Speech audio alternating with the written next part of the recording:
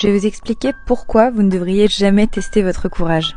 4 adolescents vont décider de rentrer dans une maison abandonnée pour se faire peur. Au début, tout se passe bien, jusqu'à ce qu'ils tombent sur une pièce assez étrange, complètement remplie de poupées. Une jeune fille du groupe va faire remarquer au reste qu'il y a une des poupées qui a disparu. Mais le reste du groupe, bon, ils en ont rien à faire, ils vont pas la calculer. Du coup, bref, ils continuent leur petit périple, tout ça.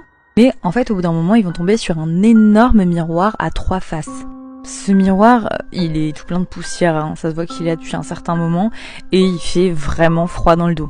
À ce moment-là, voilà, ils décident de se faire un petit peu flipper mutuellement avec ce miroir, et donc voilà, ils se mettent tous devant et ils se mettent à le fixer.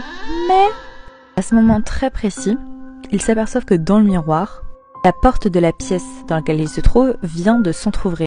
Mais lorsqu'ils tournent la tête, la vraie pièce de la chambre n'est pas ouverte, elle est toujours fermée.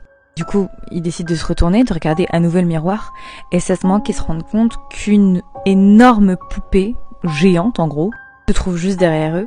À ce moment-là, la poupée, dans le miroir, elle attrape une des filles et la traîne en dehors de la chambre.